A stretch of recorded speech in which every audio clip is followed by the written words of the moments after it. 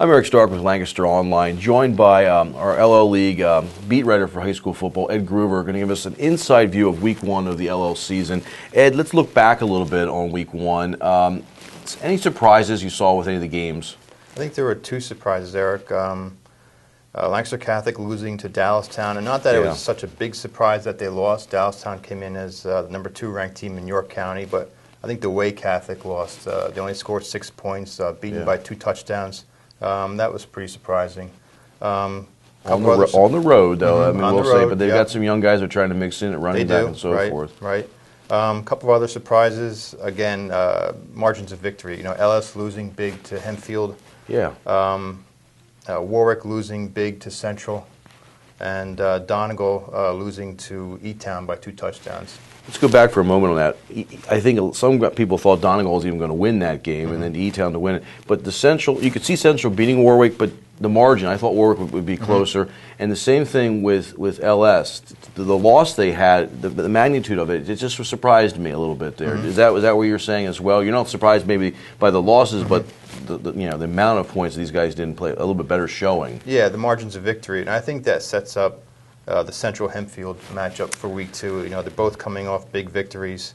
They look to be 2 of the best teams in the league, and now they have an early non-con matchup at Manheim Central. That's a teaser. We're going to come back to that. It's one of your spotlight the games of the week coming up for this Friday. Let's talk about the stars of Week 1. Any players stand out to you? Yeah, there were a number of players. In the game I covered, Central at Warwick, Ian Hanselman of Manheim Central, touchdown on offense. Recorded a safety on defense, which is not something you see every week. Yeah, odd combination. Charlie Bell of Penn Manor had a big game. Numerous kids. Mitch Martin of Garden Spot, Jet Janis, Cocalico. Love that name. Devin Washington, Hempfield. There's another teaser for this week. Yeah. Tyler Cottle of E-Town, and then a couple of Lebanon area kids, Gay Jocker of Cedar Crest, and Derek Miller of Elko. All these kids had big games. Well, let's look ahead now. Week 2 starts off. You always highlight 3 big games, and you'll mention some other games. The 3 games that you're going to be putting the bigger profile on this week for Friday's morning's paper will be which ones? Hempfield at Central, for obvious reasons. 2 undefeated teams, 2 teams coming off impressive victories. And for other reasons, Governor Mifflin at Lancaster Catholic and York at McCaskey, all 4 of those teams lost in the first week, and because it's such a short season, a 10-week season, they really can't afford to fall behind too far, too quickly. So there's a sense of urgency for all these teams to break into the win column. Yeah, 0-2 doesn't look very good. It doesn't look very good. It's a hard climb to get back. Right.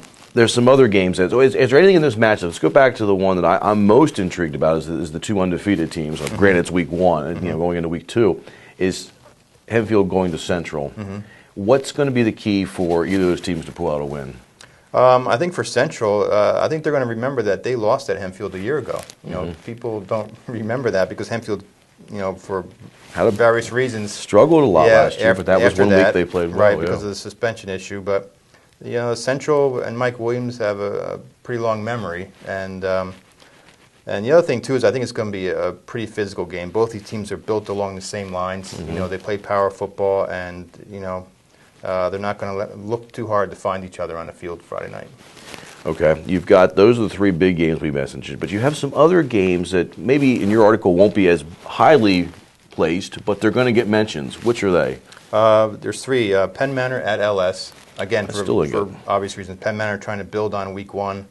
They had a big win over Solanco. LS trying to rebound from their loss to Hempfield. Reading at Cocalico, 2 unbeaten teams. Hershey and E-Town, 2 unbeaten teams. I think that's going to be a really interesting match with Hershey and E-Town as well. You talk about E-Town had Donegal last week, which is a backyard rivalry, but Hershey and E-Town are pretty close together too. That should be a fun matchup as well. So look forward to your article on Friday's paper. And then for all season long, we'll be catching up with Ed Groover and other beat writers of Lancaster's paper with inside information.